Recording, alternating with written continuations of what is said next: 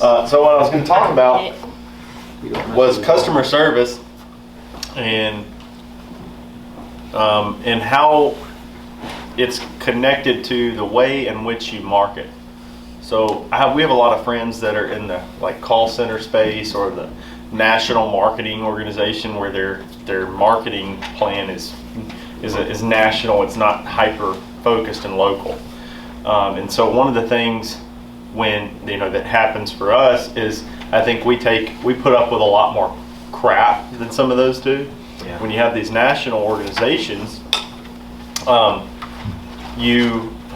you have the national organizations, they can make somebody mad in Idaho, and it doesn't really affect them that much.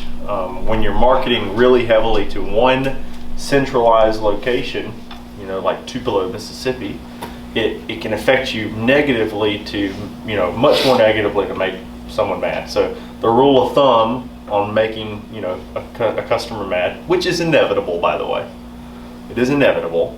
So we should lay the groundwork that you can't make everyone happy. You can't. But we probably try a lot harder here than maybe somebody that runs that national call center. But the rule of thumb, customer service, is a satisfied customer can tell 5 people, and a ticked off customer is going to tell 15 people, right? That's that kind of rule of thumb. So we try to make people happy.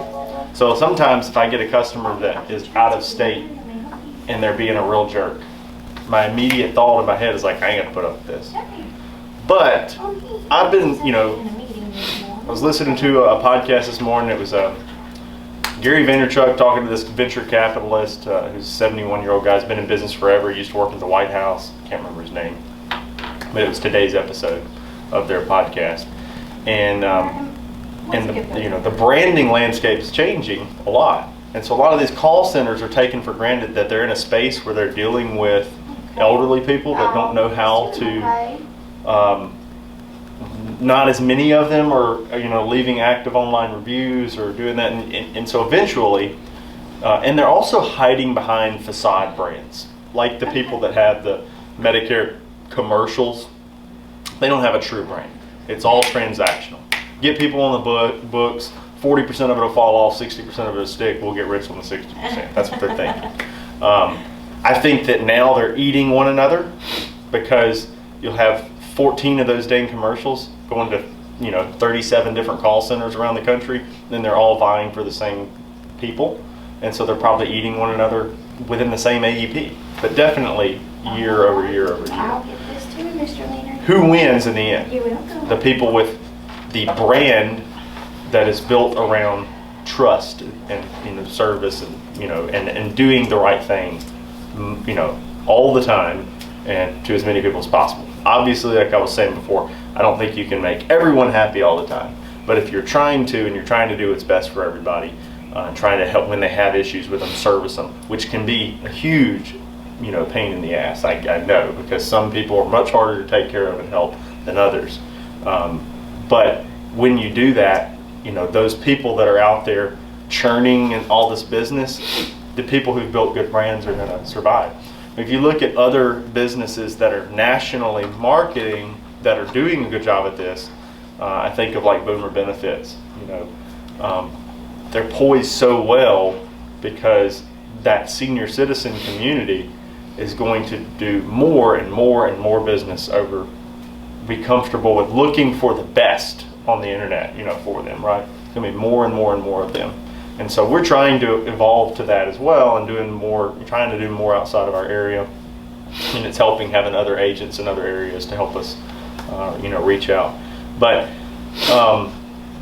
we want to continue to build, that brand by servicing customers like our entire business model depends on their referrals and their word of mouth.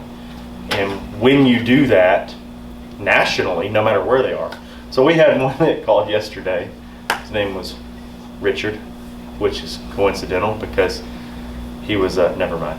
But he was a real jerk, right? And he was not from around here. And so part of my instant reaction is well, if I'm gonna have to deal with this guy, I could just be piss off. who are you going to tell over there? You know, that could be your mentality when you run a local agency, but it shouldn't be. You know, you should be able. We can put up with a little bit of crap, you know, from people to try to, you know, take care of them. Which for me is harder than it is for all of you. I promise.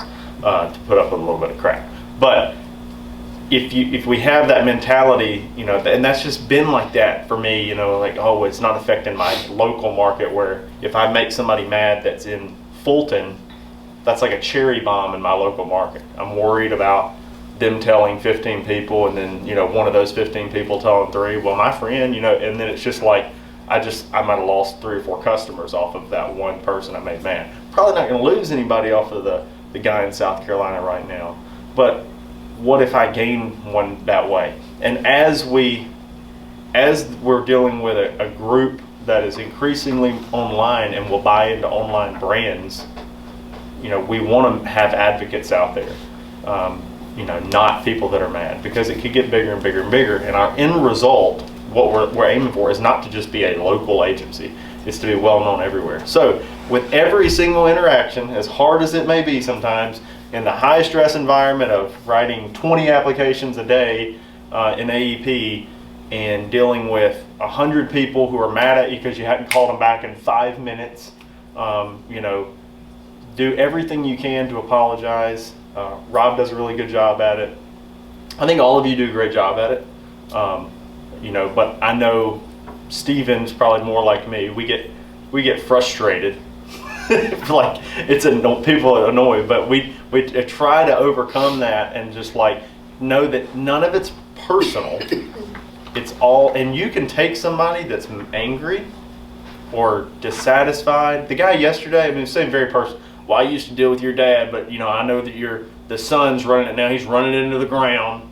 You know, I mean, okay, I could sit there and be like, you know what, and you know, tell him my sob story or whatever, but you know, I just circumvented around that. You know, hey, I'm very sorry. You know, that there was some kind of circumstance there where we dropped the ball, but I'm here now and I want to help you. Most of the time, you don't have to give them any kind of excuse for that. Just tell them you're sorry, you're here now, and you want to help them. Because that's all they want to do. Is they want to get it over with. They want to get help. They want to make sure you're taken care of. Occasionally, there's going to be one like, nope, I found somebody else. I don't, you know, and that's fine. Say, hey, I'm so sorry we dropped the ball this time. If for some reason, you know, it doesn't work out with them, please consider giving us a chance in the future. We're trying to grow and help more people. That's all you got to do. That's all you got to do. You know, because even taking the sting out of it for them, they're a little less likely to talk bad about you now. Because they're not, you know, it's harder when somebody's genuine and apologetic and nice to you. It's harder for them to go like, you know what this asshole said to me after I couldn't get a hold of him? He said he was sorry and he hopes I call him back in the future. You know, I mean, they're not going to say that, you know. So, but if you say something snooty, it can take somebody that's got like a little burning ember of anger and throw gasoline on it and make them tell everybody. Like, you know what those jerks over at Bobby Brock Insurance did, you know. So with every single interaction, you be really, really calm. Another person that's really good at it, Eldrick, has like this demeanor of just like doesn't know how to get frustrated, you know, which is a great gift in dealing with people. But you know, Megan's good at it too, by the way. Megan's really good at it. I mean, you're all good at it, but Mallory and Kelly are probably more like me too. They can get frustrated. So, but just know that the frustration. I was very nice to him yesterday. None of them. I know you are. You are. But sometimes, like in the tone or like you know, well, we've been trying to call you. None of that. You know, none of that. You know. But I'm trying to tie this into the concept here is the brand, how many people they're going to tell. When you smooth it over, sometimes if you take somebody who's mad and make them happy again or satisfied, they actually become an advocate for you more than they were before they got mad. It's a weird transformation to take someone from being an angry person to being a satisfied person. And the thought that they have is sometimes they almost feel bad for being mad before. And then they start to say things like, I was a jerk, I'm sorry, I overreacted. I mean, you'll have them apologize. No, it was our fault, you know. It's just about making them happy. When people say the old saying, you know, the customer's always right. Probably Brock Insurance. That's not true. Sometimes they're wrong, but it doesn't matter. You got to treat them like they're always right. That should have been the saying. Treat the customer like they're always right. You know. So that's all I'm saying.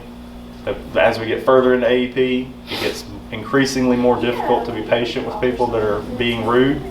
But none of it's personal. It's all, you know, part of the end result, the grand vision, building up the overall brand so that we all get more and more people come in. And hopefully next year we'll have more agents and more staff and be able to handle things a little bit quicker. Maybe COVID won't cause this. Maybe there won't be 1 billion TV commercials making our clients go crazy. Maybe. But no matter what happens, we're going to try to deal with it best we can. Right? Any concerns? I wanted to ask a question in regards to like fall off. What have you seen in the time you've been in Medicare, percentage of people that you don't get to call back right away or they get mad because we live in this shake and bake culture?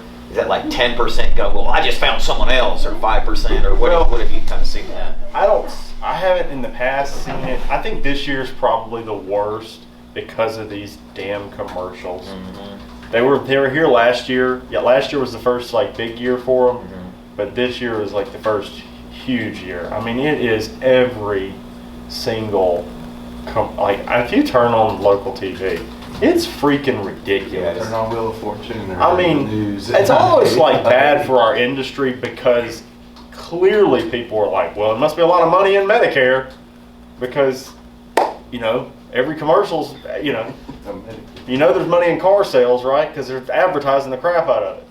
Medicare's probably worse than that right now. But in the past, I haven't seen a lot of fall off. Most of the people are calling, and you know, the cool thing is, and I think that this evolved probably because of the commercial problem, was when they reenacted OEP. A lot of these people that you'll lose will probably go and get on Advantage plan.